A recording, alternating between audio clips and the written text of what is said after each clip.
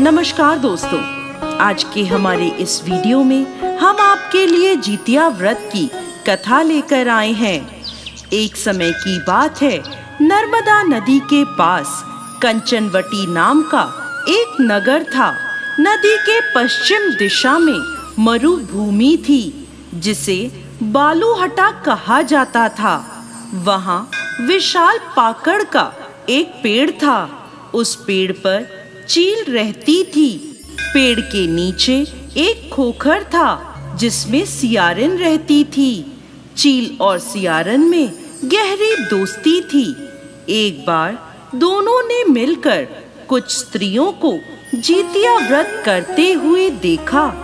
तब उन्होंने यह व्रत करने का संकल्प लिया।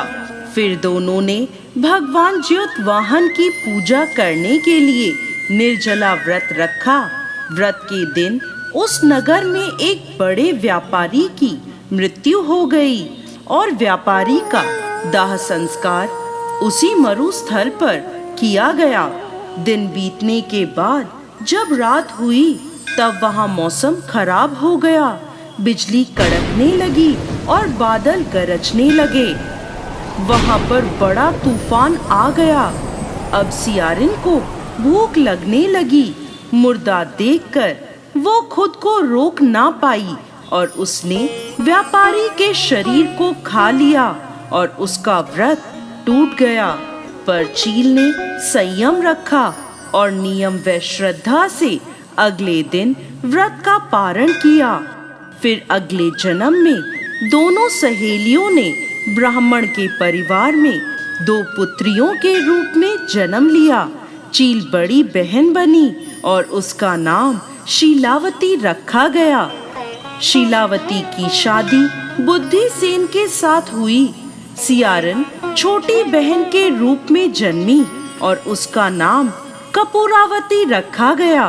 उसकी शादी नगर के राजा मलाईकेतु से हुई। अब कपूरावती कंचनवटी नगर की रानी बन गई।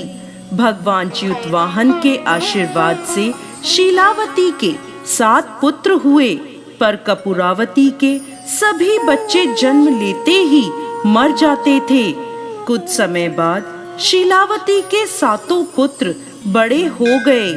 वह सभी राजा के दरबार में काम करने लगे।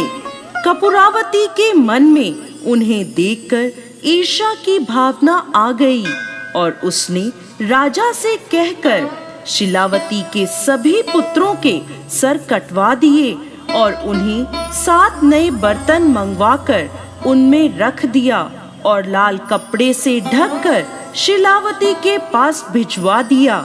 यह देखकर भगवान ज्योतवाहन ने मिट्टी से 7 भाइयों के सिर बनाए और सभी के सिर को उनके धड़ से जोड़कर उन पर अमृत छिड़क दिया, जिससे सभी में जान आ गई और शीलावती के 7 पुत्र जिंदा हो गए और अपने घर लौट आए। जो कटे हुए सिर रानी ने भेजे थे, वो फल बन गए।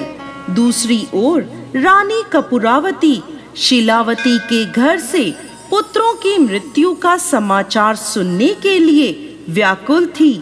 जब बहुत देर तक कोई समाचार नहीं आया, तो कपूरावती स्वयं ही बड़ी बहन के घर चली गई। वहां सबको जिंदा और खुश देखकर वो बेहोश हो गई। जब उसे होश आया, तो अपनी बहन को उसने सारी बात बता दी। उसे अपनी गलती का पछतावा हो रहा था। भगवान ज्योतवाहन की कृपा से शीलावती को पूर्व जन्म की बातें याद आ गईं। वो कपूरावती को लेकर उसी पाकड़ के पेड़ के पास गई और उसे सारी बात बताई। यह सुनकर कपूरावती उसी समय मृत्यु को प्राप्त हुई। जब राजा को यह खबर मिली, तो उसने उसी जगह पर पाकड़ के पेड़ के नीचे कपूरावती का दाह संस्कार कर दिया।